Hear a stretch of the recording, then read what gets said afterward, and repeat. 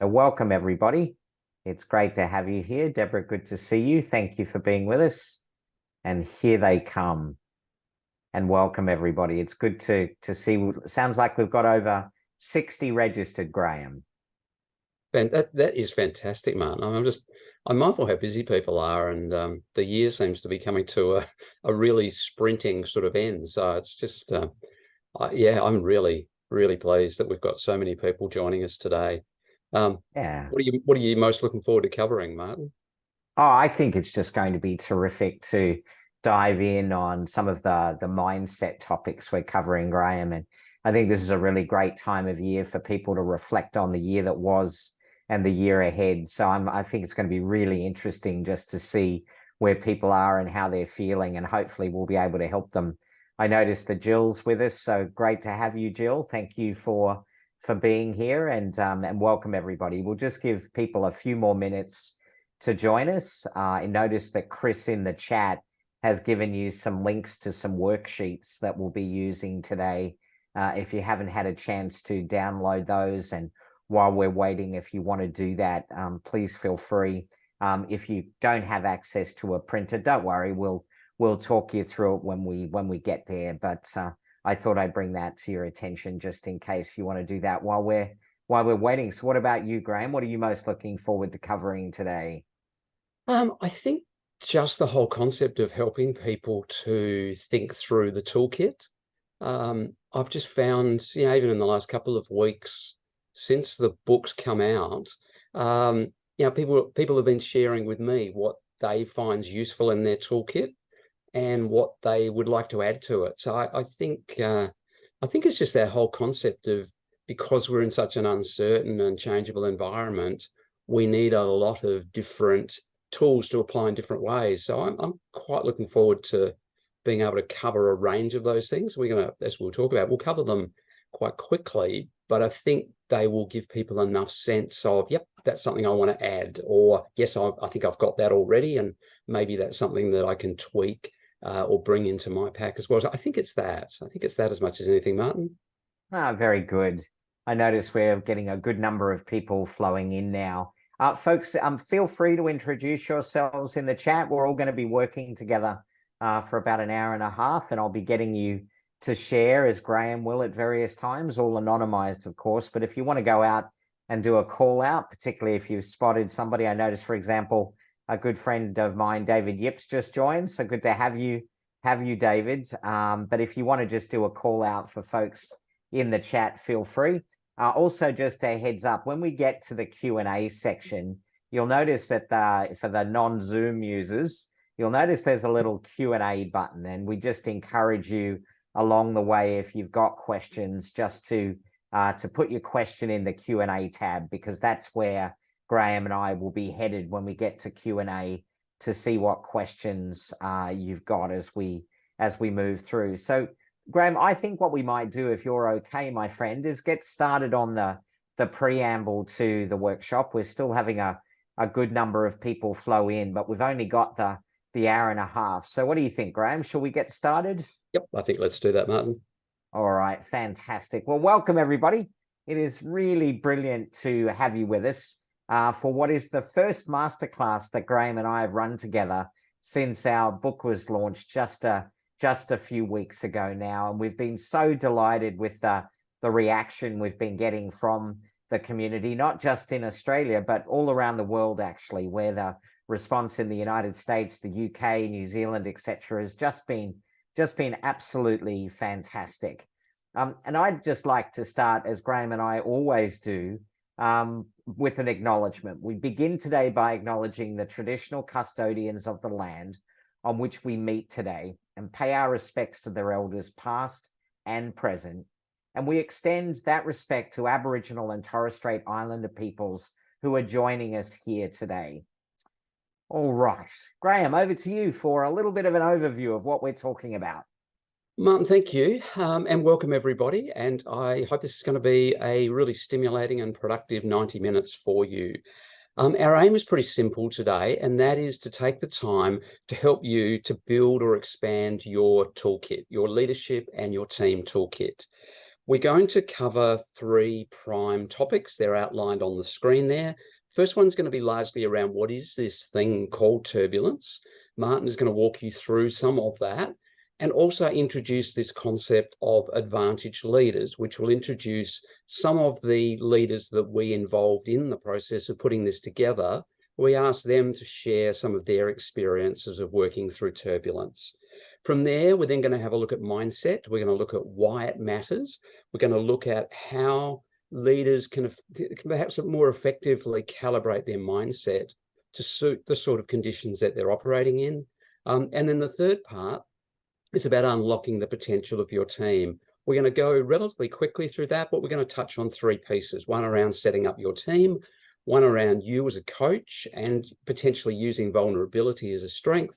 And then we're going to wrap up with a little exercise on personal values, one that I know Martin's found extremely useful when it comes to trying to make decisions in environments where the rules and the protocols and the practices and the playbooks and so on are a little bit obsolete. So we're going to cover it quickly, but there is a book, there is a website, and I'm going to hand to Martin, who's going to lead you into the pathway. Yeah, thank you. Thanks so much, Graham. And, you know, it really is, as you saw in the tagline at that last slide, it's all about not just surviving turbulence, but it is about learning how to turn it to your advantage for you and your team, which is very much sort of the pathway of advantage leaders, which Graham and I, as we, in our really early conversations, as we were designing the book and we were reflecting on our common experiences, this is where we really said, well, what is the journey at its highest level? And it's important to realize that this book, even though its genesis was what we all lived through at the onset of COVID, is about so much more than that now. I mean, you can see on this slide all the things that we're up against. And you know, the old saying, the dust is going to settle. Well, the dust is never going to settle. This turbulence, this sort of volatile, uncertain environment we live in, it really is the new norm. And when you think about that, it just makes so much sense then that the playbooks and toolkits, our leadership sort of way of doing things, that in my case, I had built and manicured over 30 years. And it was beautiful. It worked really well. My team were engaged. I had my boundaries set. I had my life in balance. But almost overnight, Graham and I realized that I needed to have the courage to let go of that. And actually, it was on me. It was on me to adjust my playbook and my toolkit if I was going to be there for my people, to help them do the right thing in the right way, for us to be able to navigate what it is to be leading in turbulence. So the first of our activities today, folks, what I'd love you to do, if you can, is to scan the QR code there, or go to menti.com and put that user code in, and just start describing for everybody in this workshop what your leadership environment is like right now. What words would you use to describe what it's like for you to be a leader right now in your leadership environment? Why don't you go ahead and do that? And let's just take a look at some of the descriptions that will come up. How would you describe your leadership environment? And as they're doing that, Graham, what are some of the words that you're hearing people use?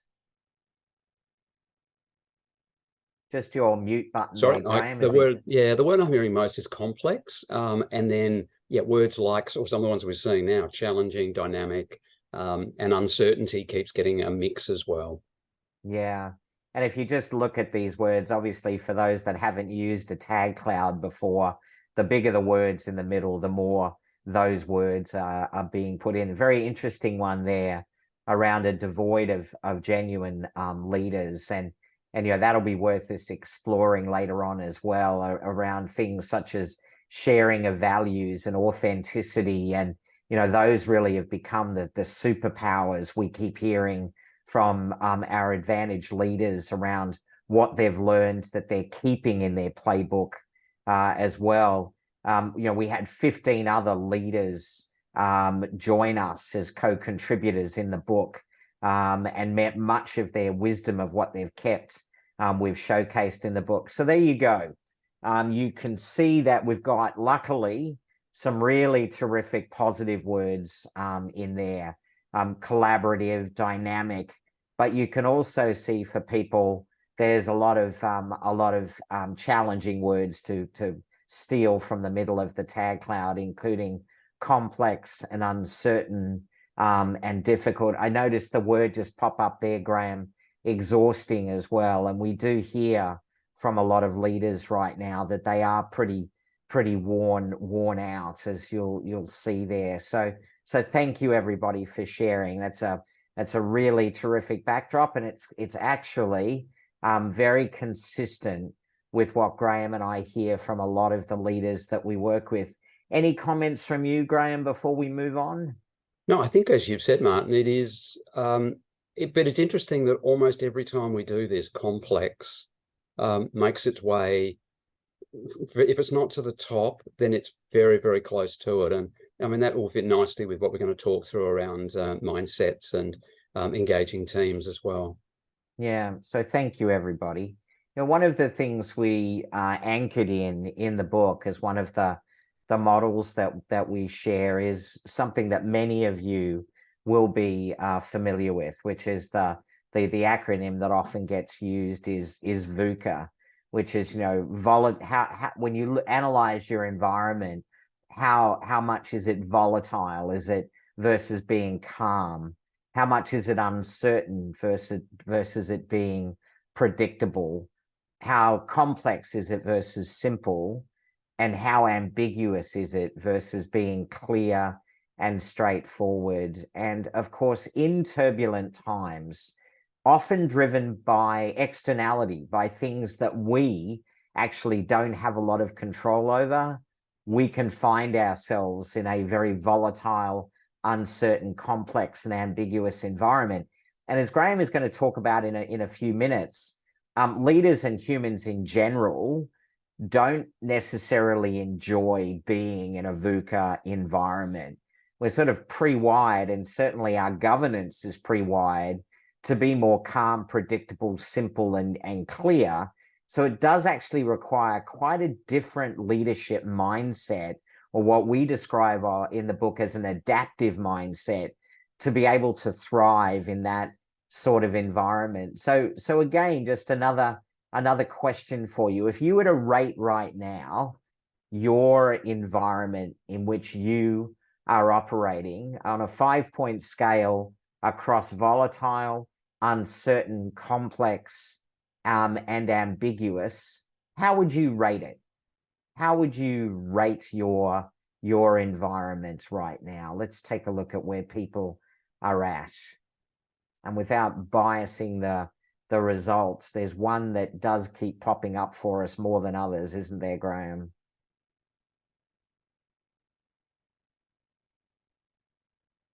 Yeah, it's really, really interesting. Again, it just reinforces for us again just how complicated our operating environments are right now that we're working in. And this is pretty consistent with what we hear, folks. Complex, as Graham mentioned before, nearly always comes out number one, and it is sort of the uncertainty and the complexity that are the standouts. Interestingly, we've got a lot of ambiguity and volatility in there as well. But again, you are not alone, folks. In all of the mentor groups that I work with across Australia, these are exactly the results that I see. Did you want to comment at all, Graham? Oh, look, I think that's spot on, Martin. I did work, I think, last week with 3 different leadership teams across 3 different states in completely different industries. And if you pick these, that's almost exactly what they described it as. They said we're in a highly complex environment, and a characteristic of that environment is the level of uncertainty and ambiguity, and therefore the implications for leaders around the way they make decisions, or how they communicate, how they create environments for people where there's a level of psychological safety and so on. So I think it's, yeah, and I think it's also important, as you said, Martin, to, in a sense, sort of normalize that is the environment now, and we're going to talk about that in the context of mindset.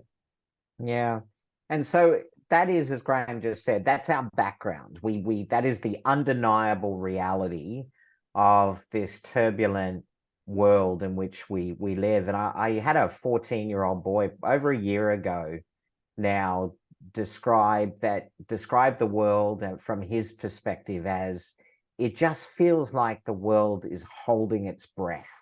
We're just waiting for the next thing to come along. And just when we start to get a little bit comfortable, we think we might be able to have a breather and catch our breath, something else happens in the external environment. I was doing a podcast the other day when Optus went down, and the podcast interviewer and I couldn't help but just sort of look at the irony of that who would have predicted when we woke up that morning that for many people, their entire day or business was about to be disrupted or come to a screaming halt because a piece of our critical infrastructure stopped operating for that period of time. And of course, cyber was not the cause of that one, but again, is on the mind for many of us. So to survive in that environment, Graham and I talk about this pathway, the pathway of advantage leaders. And it starts with disruption. And it's all about using disruption as a force multiplier to achieve what's impossible in stable times. And advantage leaders then move from there to adaptation, which is about recalibrating their own. And again, I'll go back to something that I said before. It's got to start with recalibrating our own mindsets and our view of the world and where we are. But then it's about helping your team through actually, as we describe in the book, being the coach that Graham will talk about, that they need to embrace new tools and adaptive capabilities. And once you've done that, then it's about advantage, applying those adaptive capabilities to emerge stronger from new types of disruption. And that is sort of the backdrop that I'll hand it back to you now, Graham. Thanks, Martin. And that's a great introduction to this question, I think, about why calibrate your mindset. I would point to three things, but the overarching issue, which Martin has just highlighted, is its context. It's the context in which we're operating. There's no question that workplaces have changed, and they've changed dramatically. And Martin's touched on a number of those, the tornado diagram, the impact of COVID, of technology, of a whole lot of social change, and so on, have all been one of those factors. I think the second is this sense of this is going to keep going. It's highly unlikely that we are going to be entering a period of stability. So I think that the second sense is, okay, this is going to be extended for a period of time. And I suppose the third bit is where I suppose I put on my sort of performance psychology hat and say, how do we then set up to operate in what is a high demand environment? And I guess having worked a lot in elite sport and with various groups in emergency medical groups and a variety of others, you need to train quite specifically for those sorts of environments. So to me, that's to some extent why we want to recalibrate our mindset, is to start thinking about how do I bring the attitudes, the beliefs, the approaches into this environment that suits this environment versus, as Martin said, perhaps the playbooks and the ways that we've used in the past they don't have the utility, they don't necessarily have the value. So can I ask you to just take a couple of moments and to reflect on the challenges, the leadership challenges, the team challenges that you have sitting in front of you? And I'd love you just to jot those down. And if you are willing to share any in the chat, that would be great. So they might be challenges about delivery, so delivering issues.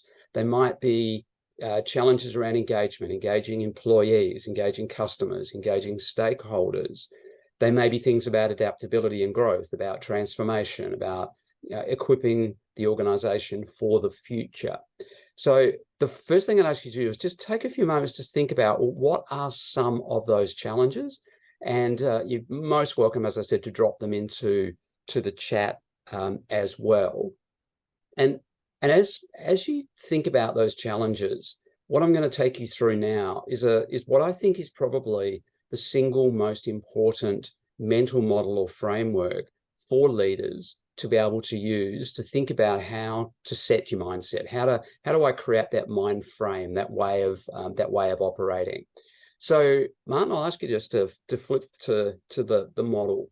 Some of you will be familiar with this. I'm sure many of you will, but I often, when I'm running workshops for people, simply say, how many leadership models and frameworks have we been exposed to in our careers? And of course, the answer is hundreds.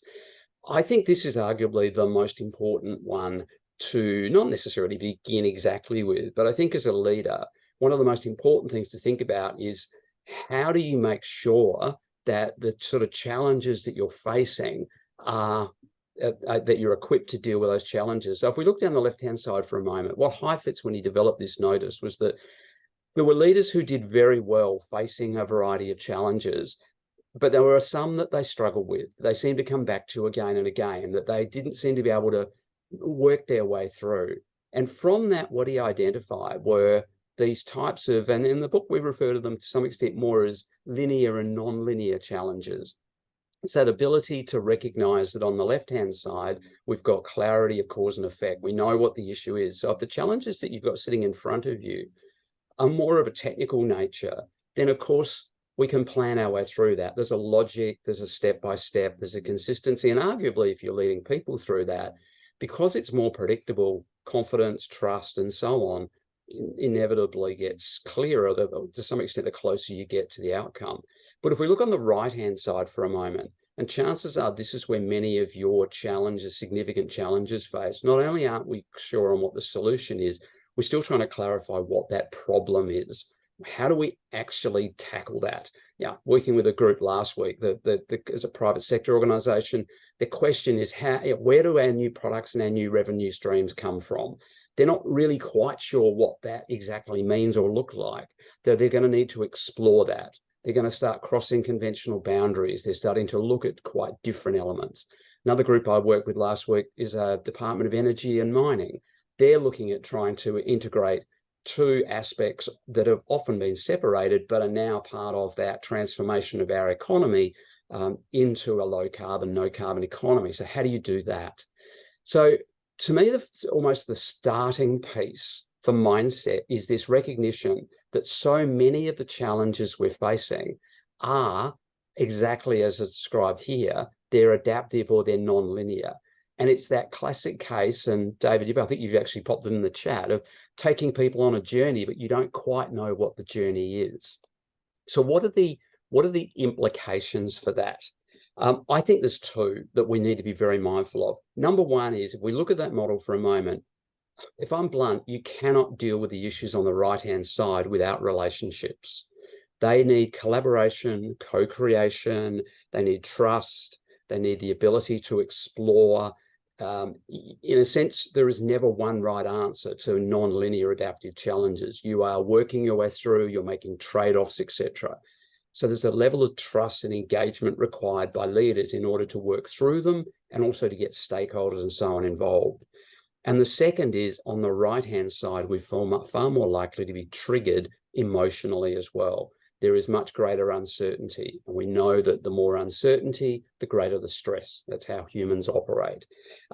We know that what can happen on the right-hand side is that our focus, our ability to stay on track can get distracted.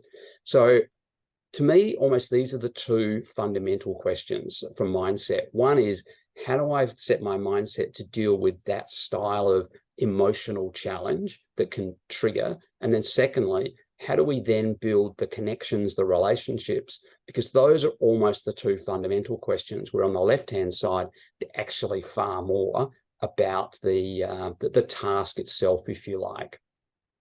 Okay, so let's look at one specific aspect of mindset. And I'm going to ask you now to just think about, from your own perspectives, On a day-to-day basis, and this is an exercise I do quite regularly with when I'm doing any sports psychology work. So I want you to imagine that you're facing a challenge, and it's the same challenge, but on 2 different days. On the first day, you feel like you're in your A game. You feel like your thinking, your feeling, and your doing is right on point. Whereas on day 2, that's not the case. Your mindset, your thinking, and so on are off. Take a moment and think about what's the difference. I know personally, if I'm in my A game, I'm far more focused. I'm more creative. I connect the dots better. I can deal more easily with distractions and issues. I can adapt and balance. On the other hand, on the off game, often we're more foggy. We're not connecting the dots so well. We're not able to often deal necessarily in such a constructive way. We become more emotional, etc. Now, I know this is, in some respects, this is almost like mood at a given moment, but I think what it reflects, and it does reflect, is a broader underlying architecture in our psychology. And let's have a look now, firstly, at a quote that I think sums this up from Professor Tanya Munro. So Tanya is the Chief Defence Scientist, someone that I've had the pleasure of working with her and her leadership groups for quite a few years now. When we were pulling the book together, we spent quite a bit of time talking to Tanya about, in a sense, how do you set up in this incredibly complex and challenging defence environment? And if you look at that statement, success often comes down to shifting mindsets from protective and defensive and seeing the opportunities in change. Interestingly, that was Tanya's answer to my question. Given that you've got all of these capabilities, 2,200 people across defence science technology, and then the broader defence ecosystems and universities and defence companies and so on, her point was, in order to succeed, yes, we need all of that technical and professional capability, but the critical issue is the mindset of an adaptive mindset. So let's have a look for a moment at what that actually means. So when Martin and I were pulling the book together, we wanted a simple way, and some of you would have done work on human synergistics, leadership circle, a variety of psychological tools and models.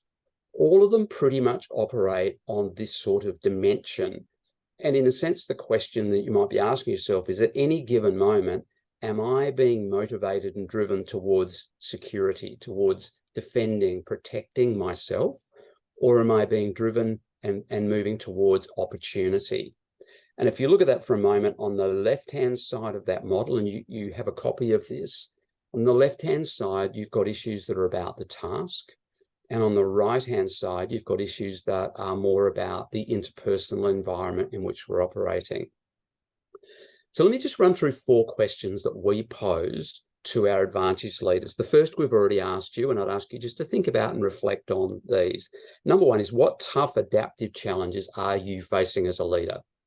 So what are those challenges? And Martin, when you and I worked together over COVID and a number of other issues, you and I regularly had this sort of conversation around what are those challenges, and then what, and the second question is, well, what defensive habits do you resort to in these situations, and what's the impact, or what's the cost?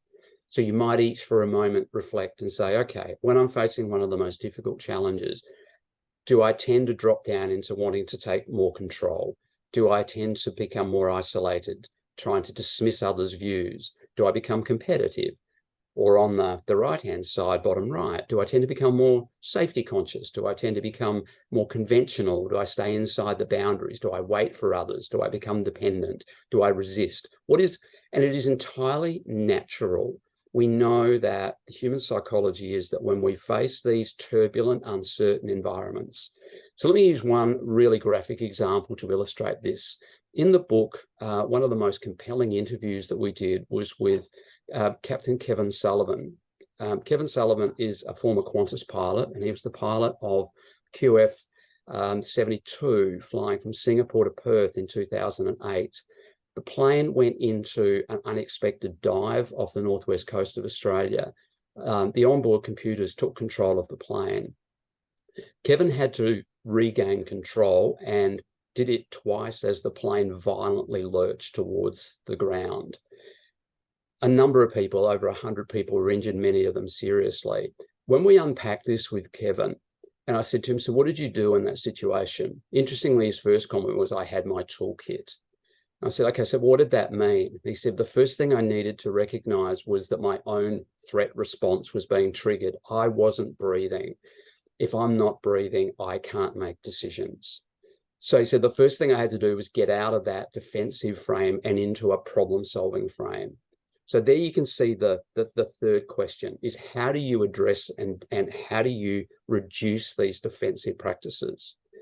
So what Kevin then talked about was how he then focused on a mental model, which is called Aviate, Navigate, Communicate. Martin's going to take you through a very similar model for teamwork in a few minutes. What I want you to be thinking about as you're applying this to yourselves is, on any given day, while you're not experiencing a plane heading towards the ground, you are experiencing threats. We all do. When we experience them, we drop into a defensive mindset.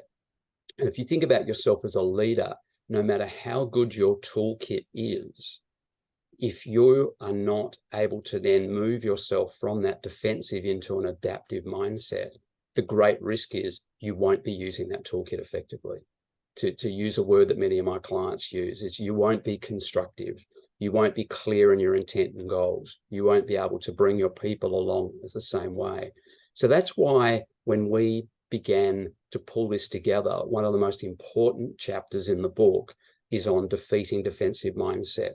And then through from then on, many of the tools look at, so how do we deal with change? How do we deal with change that's external?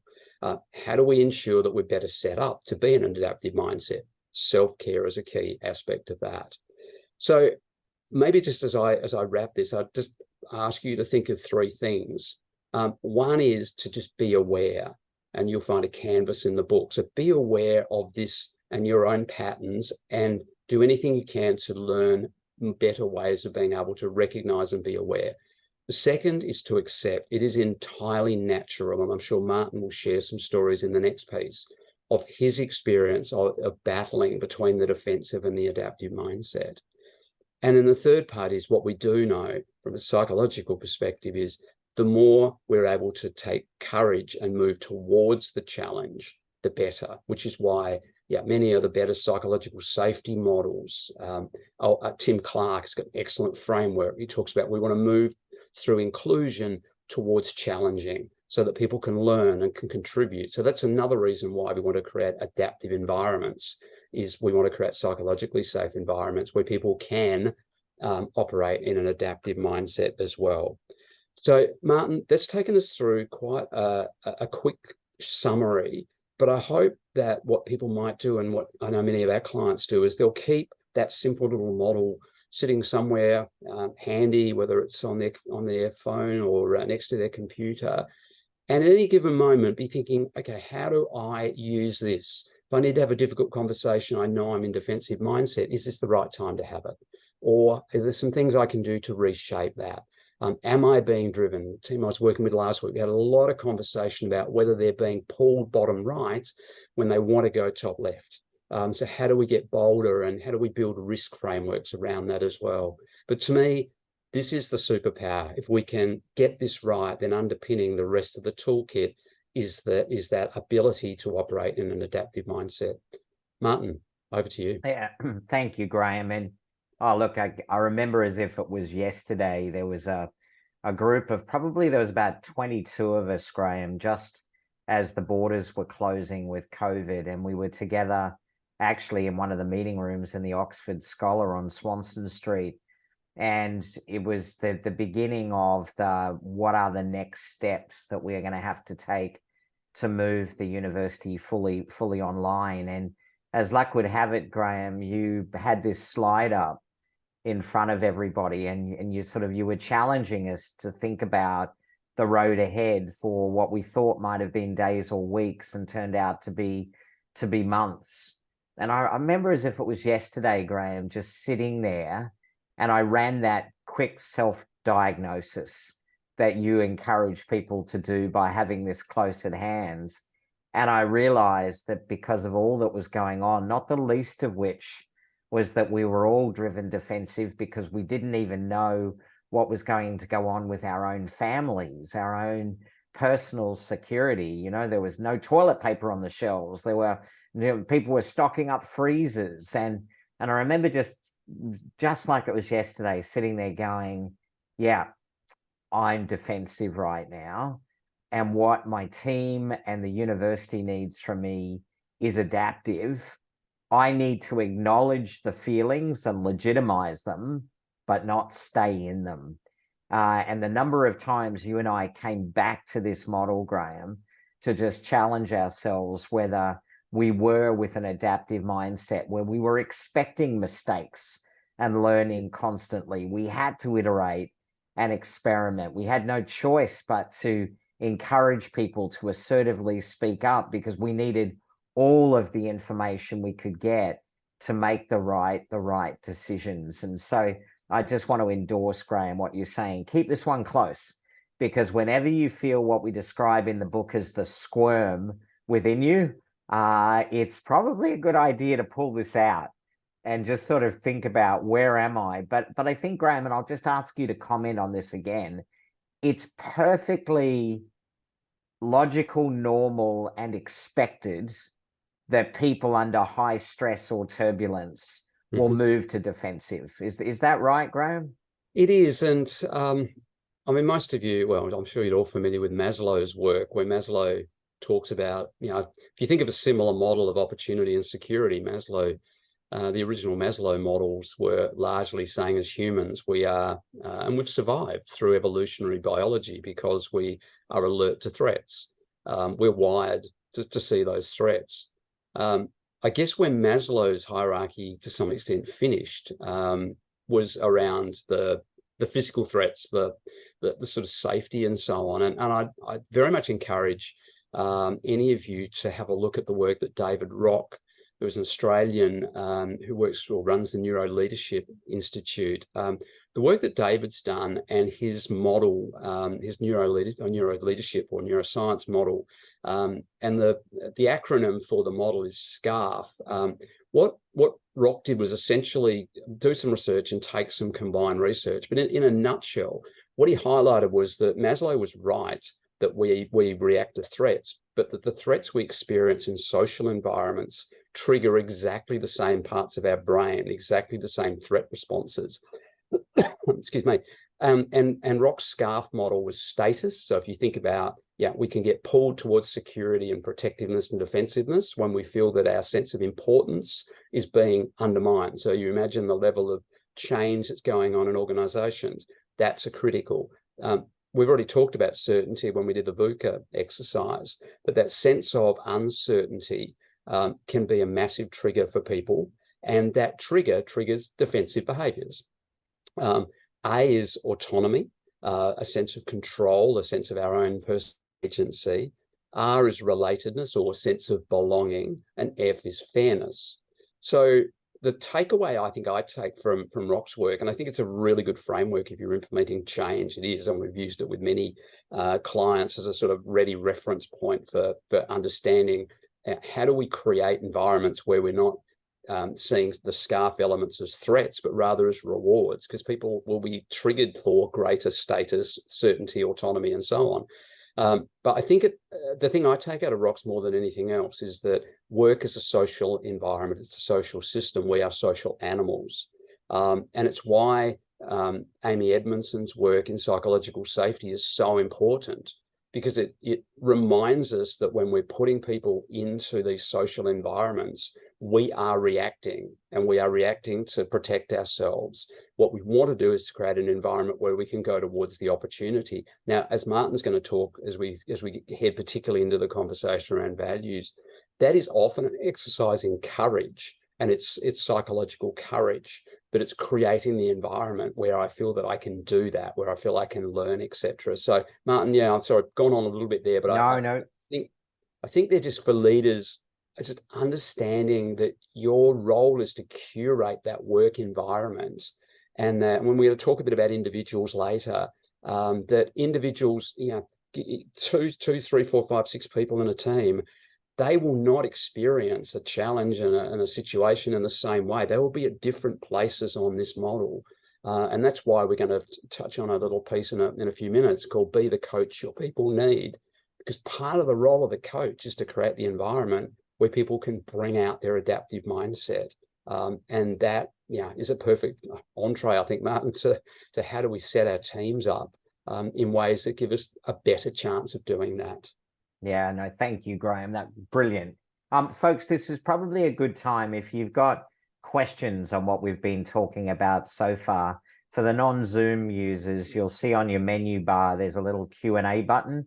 That'll open up a different box for you, and you can type your questions in. That's where Graham and I will go in the Q&A to take some of your questions. So if something's occurred to you so far and you want to throw a question in there, I encourage you to go do that, because we'll try to take as many of those as we can.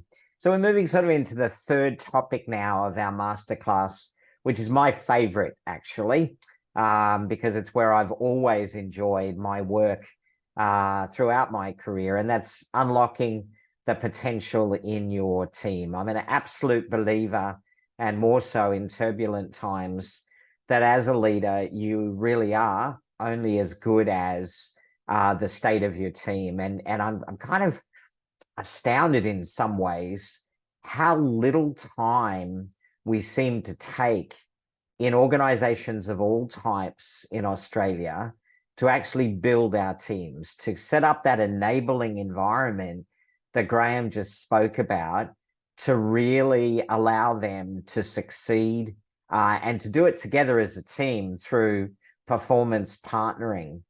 And one of the things that we bring into the book is a model of team collaboration and ways of working. And Graham and I are a firm believer that models, rituals, relentless debriefing against those models is really the secret to high performance of any team. And so we really encourage you to think about using this model as a way of having a common language in your team about what it takes to be an adaptive team. And there's three core processes that go on for an adaptive and high performing team, an advantage team. And the key, folks, is to do them all the time and to speed up in doing them. So as the external environment or the internal environment changes, your team gets better at these three processes, and it almost becomes instinctive over time. And for my executive at RMIT, we'd been working with this model for a couple of years before we went into the storm of COVID, and it served us unbelievably well. So it's a simple model, ACL. My apologies to the athletes in this masterclass that may have actually done in their ACL. That's not deliberate on our part. But the A is all about alignment. And I love the fact that we've qualified alignment with the word commitment, because you might think as a team that you're aligned because you have a strategy, you have a set of KPIs, you have a board or some other type of governance, a council or some other type of governance that tells you what's important, but that's very different from commitment to the team.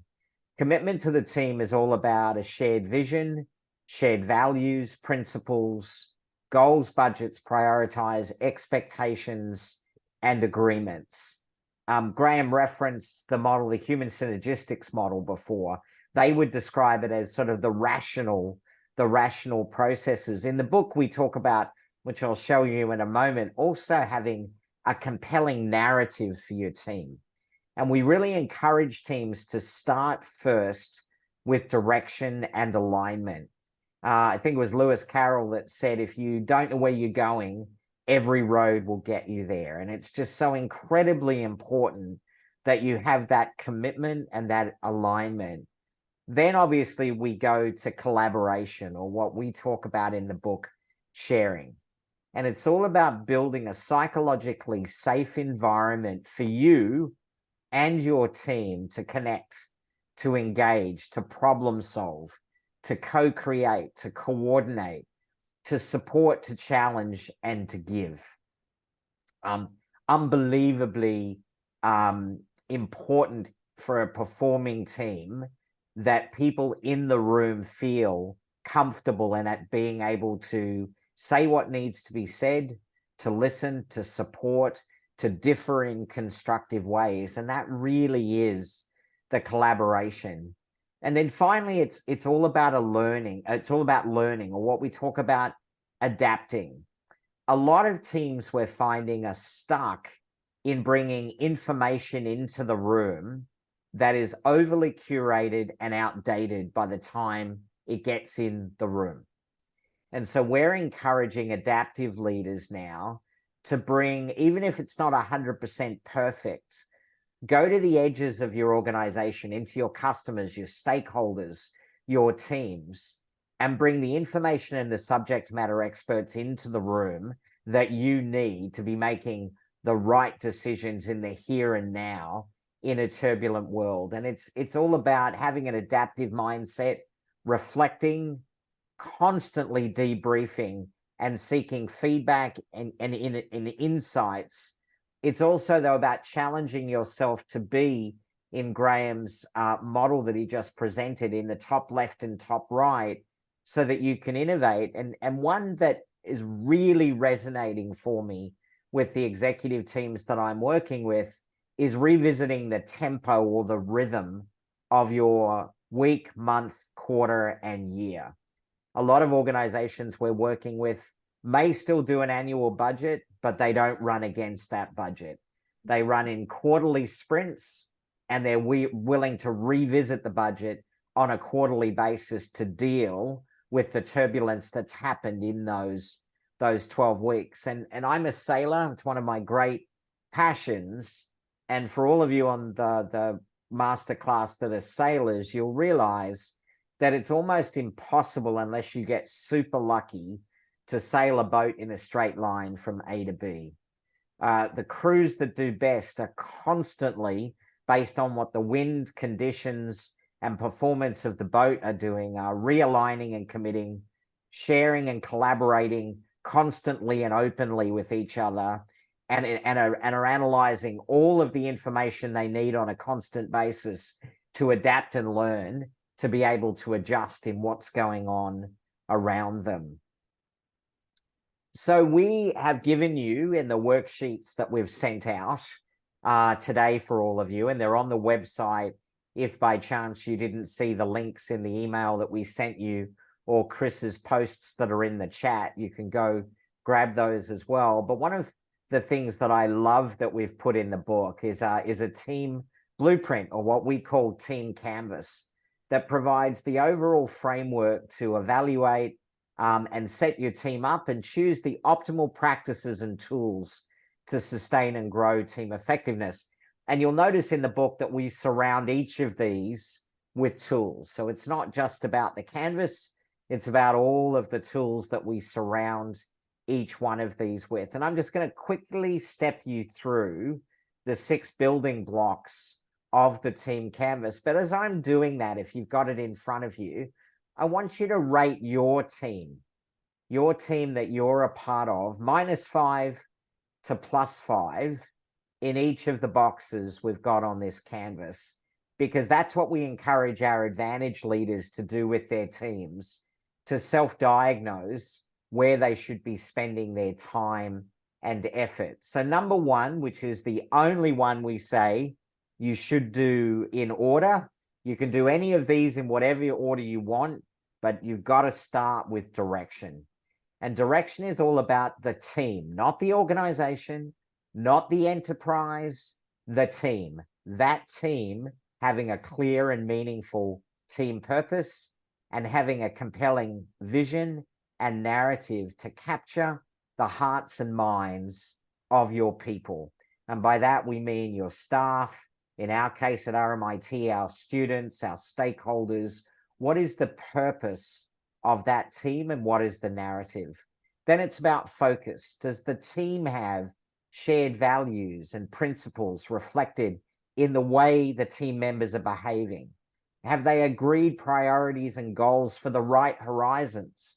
You know, are they thinking about the right, as in agile methodology, they talk about sprints, or are the goals too lofty and extended? And that's sort of under that alignment area. Under collaborate, we talk about in number 3, connection. And again, be reflecting on this -5 to +5 on where your team is at right now. So under connection, do you have healthy interpersonal trust amongst team members? Do you have strong partnering relationships and practices? Does it happen dynamically, or is it forced? And under synergy, are you really effectively collaboratively problem solving and co-creating, or are you debating and judging? And are you really unlocking synergy in the team with decision making? You know, synergistic decision making is where the team nearly always outperforms any of the individuals in the room as they went about problem solving and making decisions. And then under learn, it's about number 5 and number 6. First of all, number 5, under awareness. Is the team really open to reflecting and giving and receiving feedback and to challenge each other in safe ways?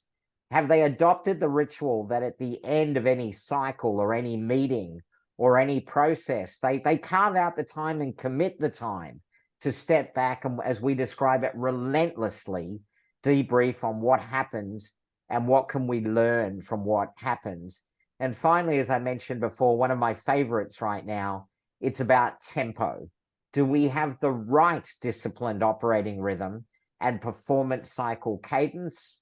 And are we delivering the outcomes at pace through empowerment and accountability? Or are we going defensive and trying to lock down, control, and bureaucratize everything that's going on? And so I'm hoping for those of you that had the chance to do it, you might have the beginning of a diagnosis for your team that you can start sharing with others in the team. But I'd encourage you to put a blank one of these in front of everybody, let them rate themselves -5 to +5, and then have a grown-up conversation amongst the team where you might want to start to use the blueprint or canvas to drive team performance. So before I go back to you, Graham, to talk about coaching, anything you want to add in there, my friend? Oh, there's a lot to add in the canvas, Martin. I might go back to the ACL just for a moment, just to highlight that that's where the canvas came from. Those of you who've worked with me know I love Oliver Wendell Holmes' quote, I seek the simplicity on the far side of complexity. And I think the simplicity on the far side of complexity for teams is summed up in this simple model. The assumption is that we are trying to deliver something. In order to deliver it, how do we do it? And we put it together based on observing, I guess, probably just about every type of organization that operates in small teams that are connected in networked ways. So whether that's looking at how an orchestra operates, whether that's looking at how a special military group operates, a sporting group, etc., emergency medicine. All of them, if you look, you'll see that there are small teams, larger teams, and it's align, it's collaborate, learn. And remember, we did, I think one team, we did quite an exercise with Fire and Rescue New South Wales 4 or 5 years ago now. And if you talk to them about align, collaborate, learn, they would talk about it as almost 3 different tempos, one for the corporate, one for how operations, and then one when you're actually on the fire ground, when there's things happening. But all of them came back to the ability to align. How do we align? How do we collaborate? And how do we learn? And to me, that's where the canvas really comes into play. I mean, Martin, I've done 3 sessions with executive teams in the last week where we've used the canvas. And we're using it in 3 specific ways. One is the one that Martin's just described, which is you're sitting down, standing up, however, we often do it with an AO poster, and we have people do that initial assessment. Where do you feel we're at? -5, the minuses are working against us, the pluses are working for us.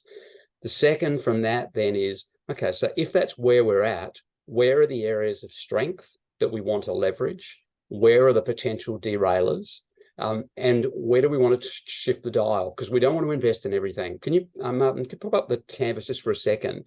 If you look at all the elements on the canvas, there is no way that you can possibly be 5 on all of these and you wouldn't want to be. But, if I think of one of the groups I'm just doing some work with at the moment who are doing quite a substantial transformation, they have to have that direction area around a clear narrative really clear.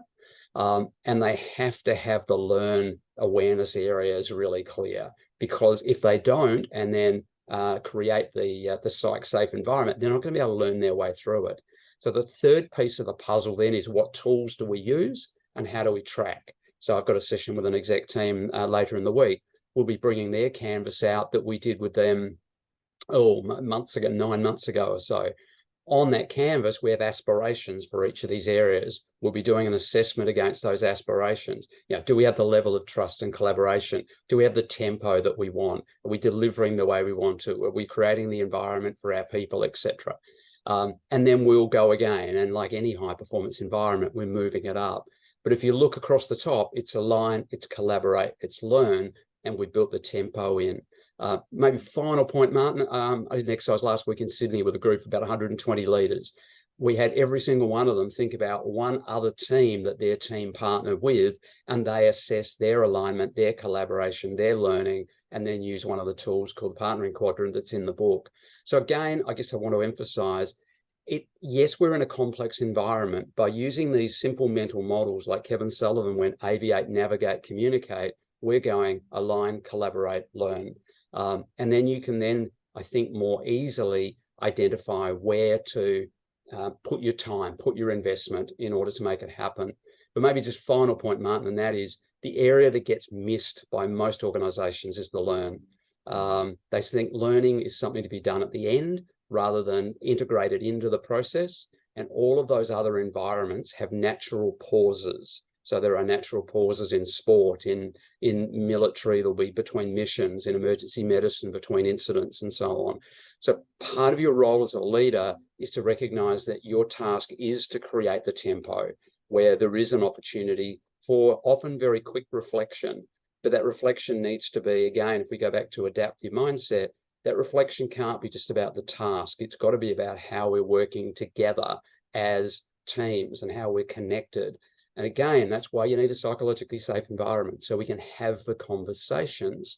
But I love the canvas, Martin. I'm just using it so much. I think my clients are finding it just a great way to be able to have a way of tracking progress, choosing priorities. And I think you've described it beautifully. People can just use it very quickly and very easily. And there's lots of instructions in the book as well. Thanks, Graham.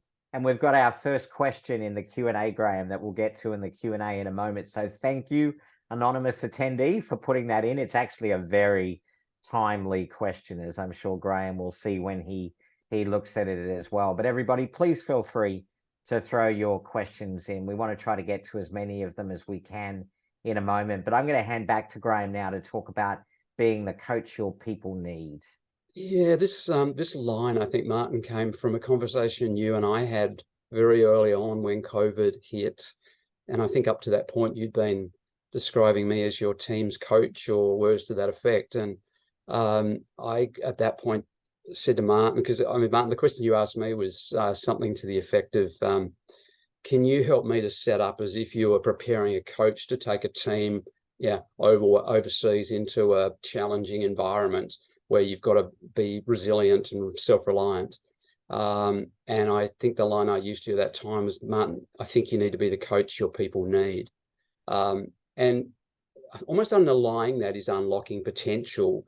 But in sort of thinking about today, I just wanted to highlight 3 things, and I might just sort of read it because I think I want to capture the words.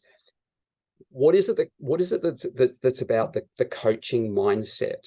I think number 1 is coaches are absolutely implicitly, explicitly focusing on developing adaptability and resilience in people.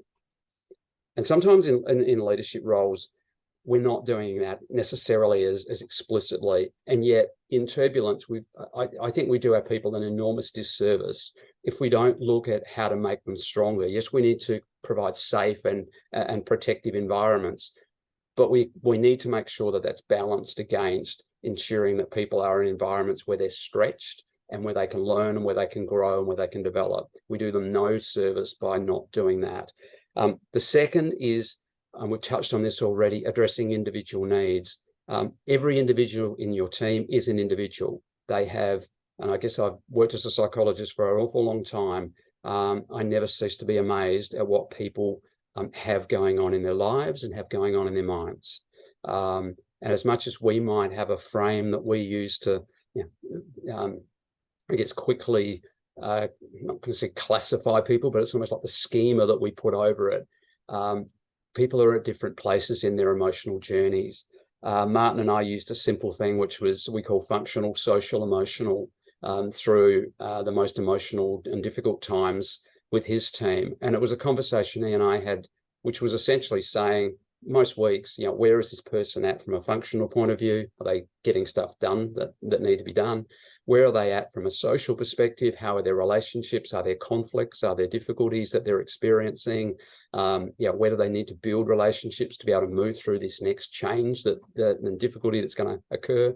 And then where are they at emotionally? Where are they at on the defensive, adaptive, and the psychological load that they're experiencing? So helping people to develop adaptability, addressing individual needs. And to me, the final one is a coach is often thinking about asking great questions and coaching people through a process. And again, I'm certainly finding a lot of the work I'm doing with teams at the moment is around strengthening their conversational skills around decision-making, around problem solving, around those areas in the canvas, around synergy, because they've got to be able to move through those more quickly, and then moving through adaptive challenges where it is easy to get bogged down in waiting for more data or more certainty rather than being able to move through.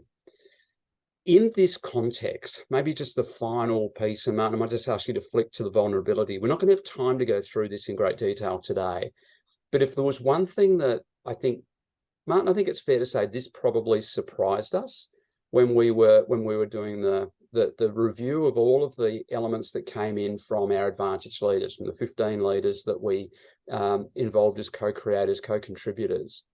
And they talked about vulnerability, and all of them, every single one, talked about how over the period since COVID started and ongoing, that they have become far more personally vulnerable.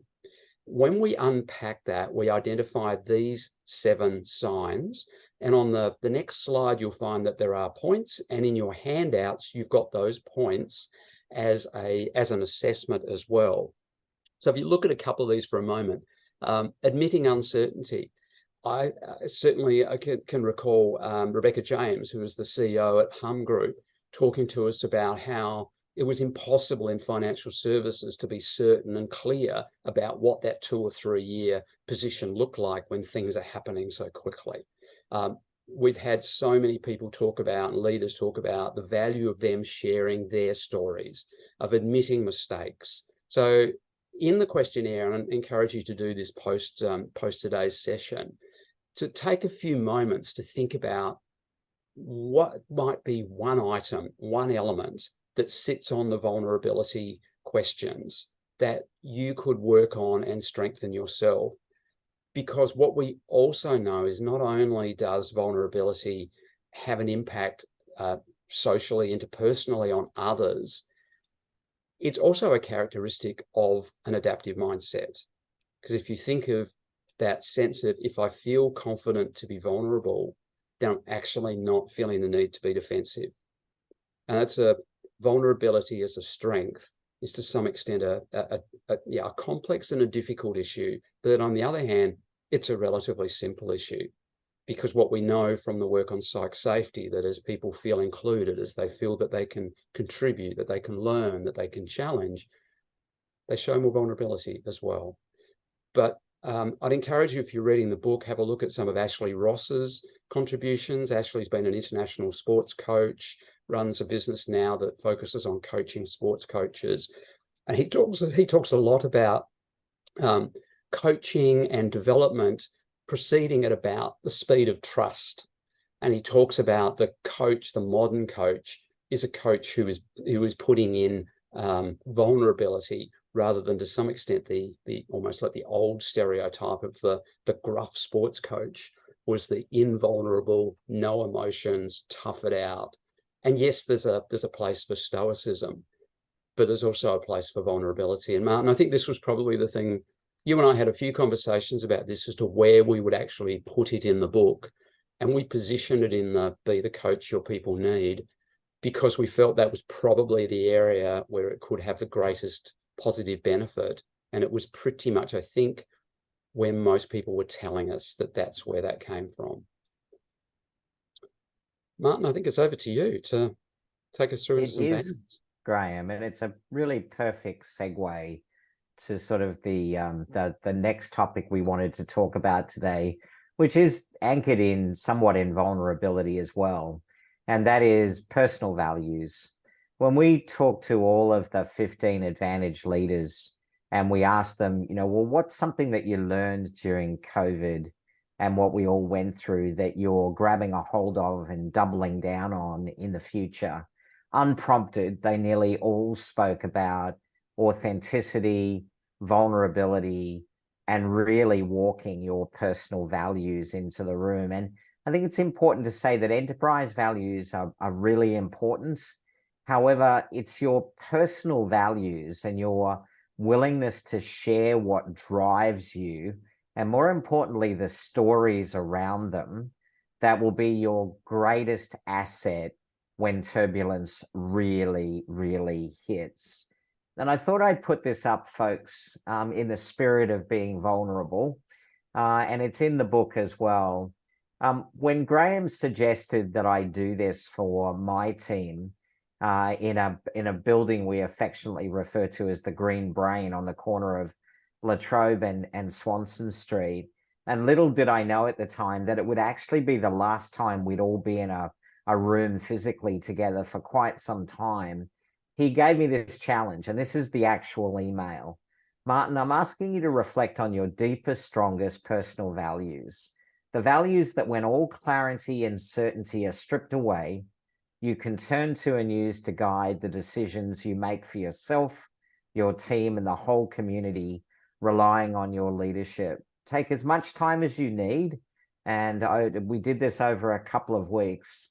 Think back through your early years, speak to those closest to you, and when you're ready, come back to me with the 2 or 3 values you are ready to anchor on, no matter what happens. When you found those values, it's time to sit with your team and tell the story. Help them to understand what these values mean to you, and at an emotional level, be vulnerable. Make sure they know that these are your true north. They will follow you. And folks, it took quite a while for me to really dig deep and find out what those personal values were for me, and even more time for Graham to coax out of me the story or the narrative about each of those values. But I've got to tell you, when I shared with my team that it was courage, care, and mateship were the things that I deeply held within me that fueled me to work with them to get through the pandemic, it, as you could imagine, there weren't many dry eyes in the room. And then what that unlocked was a sharing of values that culminated in our collective true north of how we would rally together to get through the year. And as we went through those dark times, that was the true north that we kept falling back on to move us through. And since, even before the book was published, I've worked with chief executives across all different sectors, and I've challenged them to start the workshop with them sharing their values. And it has been remarkable, folks. It's been just remarkable, the impact that has had on their people and the connections that were made to help them define team purpose and direction.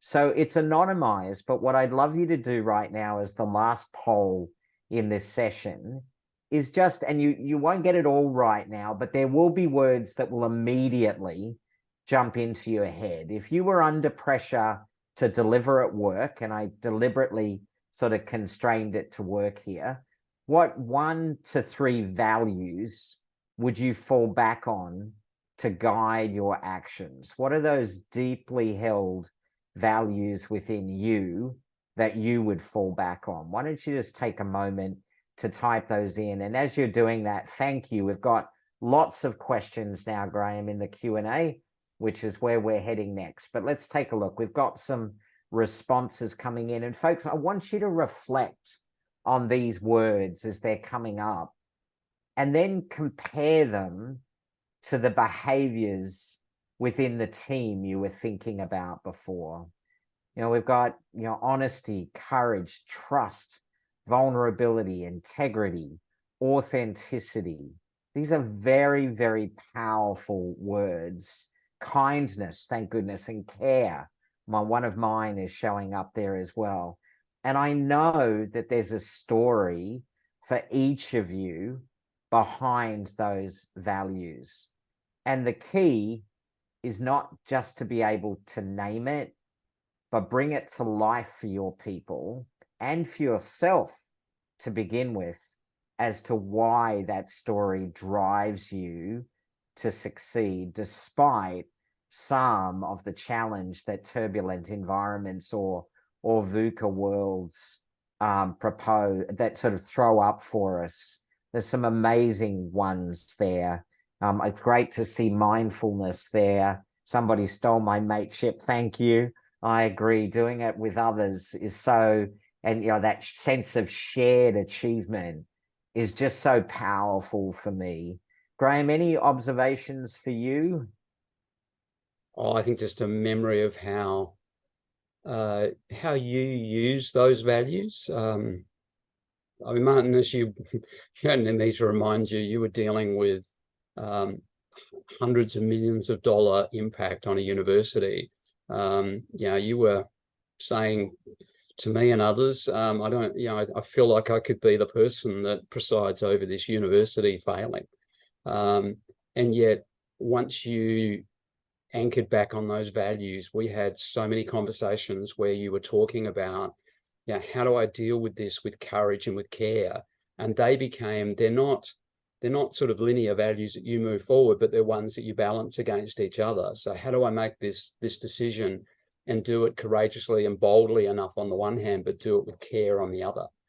So I think it's one thing I find, I think, with organizations when we're working with them around their values, it's using those values to help with decision making. And I saw you use those two particularly. I think mateship's just woven into you. I think we'd have to do something to get it out of you.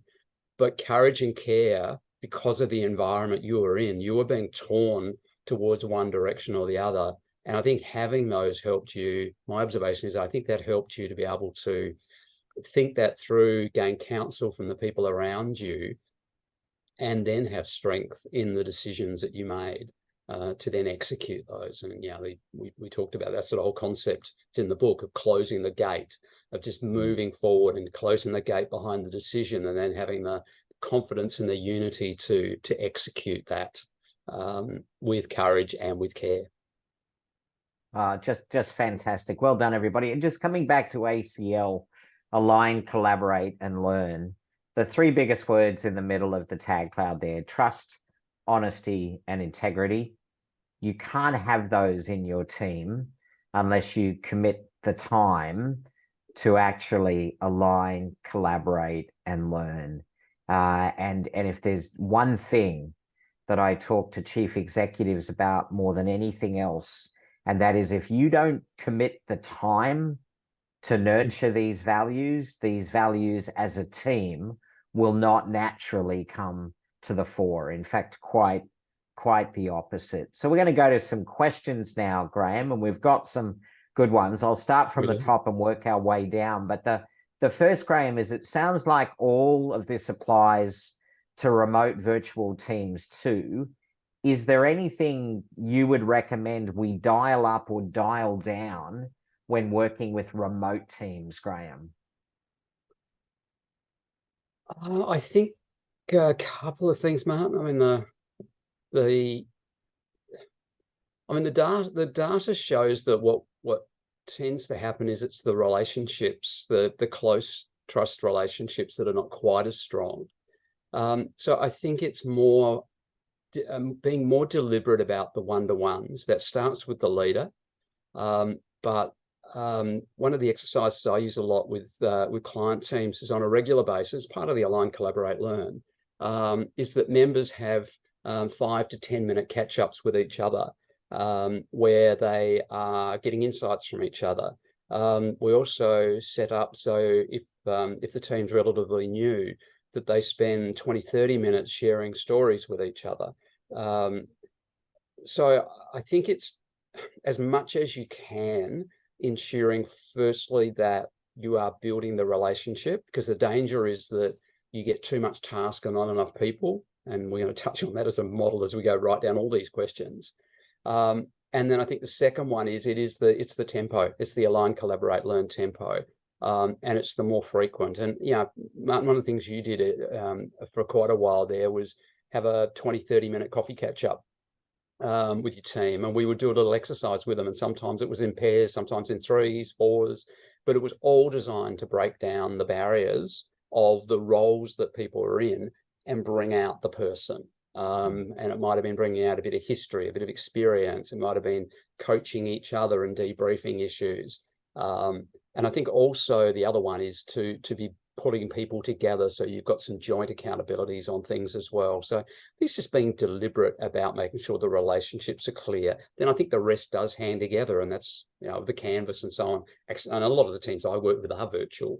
They don't get together very often. A lot of the defence teams I work with, they're spread all over the country and in some cases all over the world. So, Martin, over to you. Any other thoughts? Yeah, no, the only thing I'd add there would be one of the things that I got, and it was very different from the way that I'd run my playbook before, but I literally, as Graham mentioned before, on a Friday afternoon, Graham and I would do a call, and we literally went through person by person on the team and actually looked at where they were at that moment and what they needed from me. And what I then did proactively was change my way of thinking about my week. And the first thing I did on a Monday morning was to pay attention to my team and what they needed from me right now, and used what I had in my toolbox to go one-on-one with them to make sure that they had from me what I needed to give. And so it is really important when you're leading in hybrid or remote environments to think about your mindset and the way that you are working with your people, rather than expecting them just to sort of work against a rhythm that may not serve you well anymore. I'll start on the second question, Graham, but I would like your thoughts on it too. How would you reconcile a leader's need to show vulnerability while at the same time a need to inspire confidence, following others to follow you because you know where to go? What an awesome question. Well, I can tell you, out of all of the interviews, it's actually the opposite. Your superpower and trust grows the more people know that you're being authentic, open, and honest with them. Captain Sullivan, that Graham mentioned before, we talked to him about once he got control of the aircraft, knowing that he needed to walk down the aisle of the plane and confront the passengers. And it was like a war zone that he walked into, broken bones. I won't, for the sake of the time of day, tell you more about the trauma that he witnessed, but he actually didn't know what had happened to the airplane.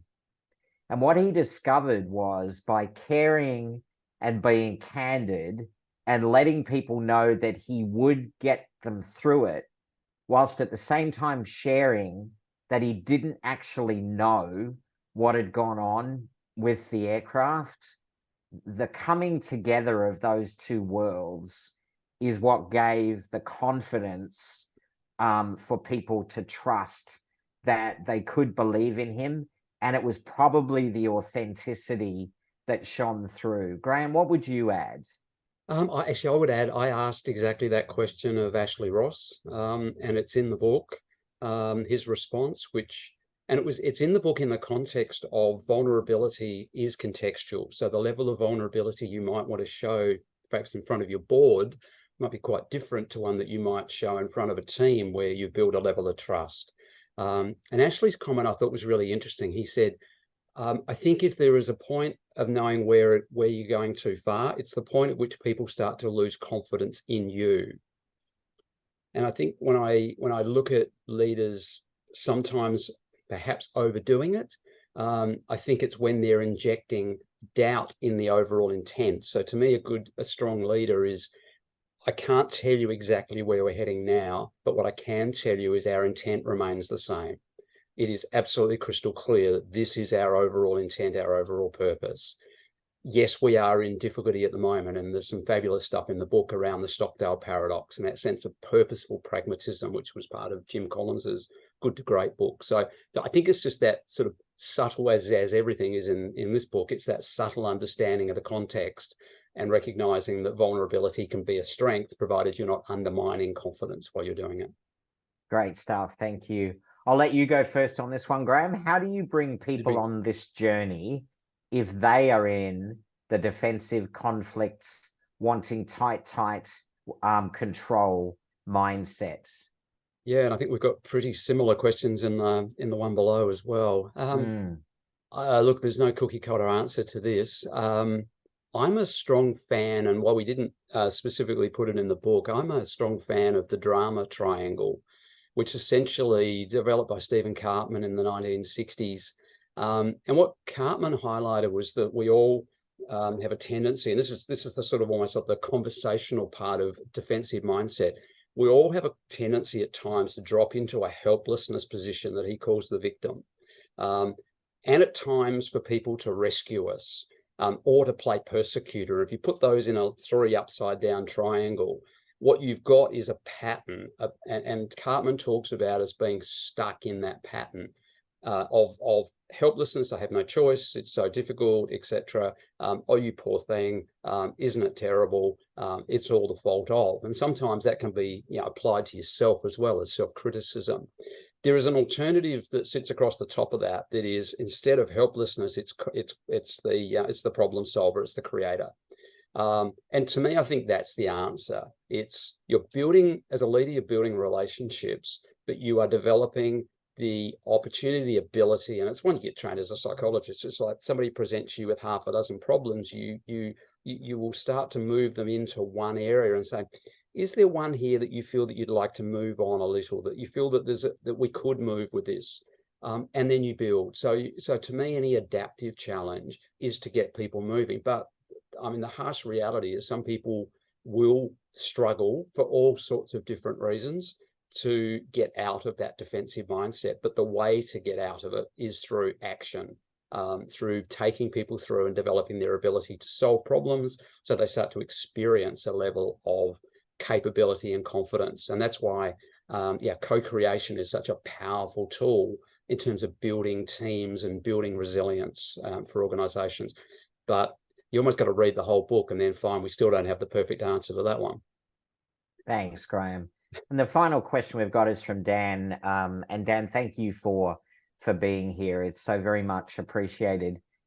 Dan, Graham, as you'll see in the question, and it's quite a long one, folks, so you can look at it in the Q&A box, is really saying, what do you do though, really, if somebody's stuck for some reason and they just aren't willing to make the shift, and you're building the team, what do you need to do? And when coaching can only do so much. And Dan, I think that's where it's the power of going one-on-one. Coaches don't always leave players on the playing field if they're not in the right space at that point in time. I remember we once brought the head coach of the Australian women's basketball team into my executive, and we asked her, what do you do at halftime, Dan? And she said, well, the first thing you do is to make sure everybody's hydrated. Then you check for injuries. Then you think about strategy and decide who you're going to switch on the court and who you're going to switch off the court based on what the team needs for the second half. And I think within that, Dan, is probably the answer or part of the answer to your question. By being the coach your team need, your job is to always be looking to make sure everybody's hydrated, recognize when somebody's carrying an injury and they're just not capable of performing at the level that you need to perform at. And inevitably, you're going to have to switch different people on the court or the team and different people off, depending upon where you're at and what's going on. And it may just be for some people at that time or that stage of their career that they need to be in a different role than what your team needs to really function in a turbulent, adaptive environment, Dan. Graham, I don't know, got about 30 seconds left, whether you want to add anything to that. Oh, maybe the natural tendency of a leader to delay that style of conversation. I just find the vast majority of senior leaders, particularly CEOs that I deal with, you ask them what's the one thing they would have done differently when they look back over their tenure. So often they say, I've just wished I'd had the open, honest conversations with people earlier, rather than have delayed them. So I think, Dan, it's having those open and honest conversations about what the expectations are. But also in the book, there's some stuff that's interesting around people's relationship to ambiguity and helping them to sort of lean into that a little more. And awareness is always a part of that. And yeah, we always need to understand what's going on behind the scenes for people as well. So don't judge it too quickly, but get to the open conversations. Yeah. Thank you, everybody. Some terrific questions there. So we've only got a couple of minutes left. Over to you, Graham.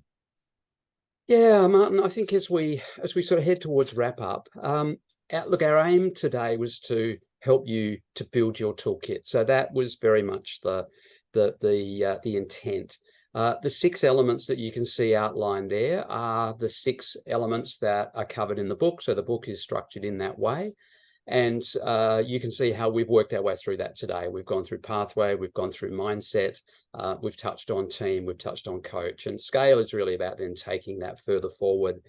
In the book, we suggest 3 ways that people might think about using Toolkit for Turbulence to help to build their toolkit. Number 1, we called framing, which is to use those 6 elements to build your own frame. The second is to go to a specific area like the team, for example, and say, I want to use the canvas, or I want to use the adaptive mindset piece, but bring the tools in. And then the third part is called find. And you will find in the book, we've covered about 25 primary tools, and then a whole series of other tools together with stories and quotes and so on. So it's very much woven into a tapestry of experiences and tools that you can apply. So we called it Toolkit for Turbulence for a reason, that the intent is that it gives you genuinely a toolkit that you can use. So look, as we wrap, you can read obviously what's in front of you. What we would recognize is all of us at times end up on that left-hand side. Yeah, there are many fatigued leaders, there are many leaders struggling, and we all do it from time to time. What we have recognized, however, is that there are a set of practices and a set of tools used by leaders, starting very much with that positive sense of, I can turn this adversity to my advantage by developing and using the challenge to develop capabilities. And those things are around mindset. So maybe, Martin, final comment for me would be, why build a toolkit for turbulence? Do it for yourself, because I think it's something that you will find particularly valuable from a personal point of view for your own personal health, well-being, and performance. Secondly, do it for your team, because our role as leaders is to equip the people around us to be able to deal with the challenge and the environment that they're experiencing.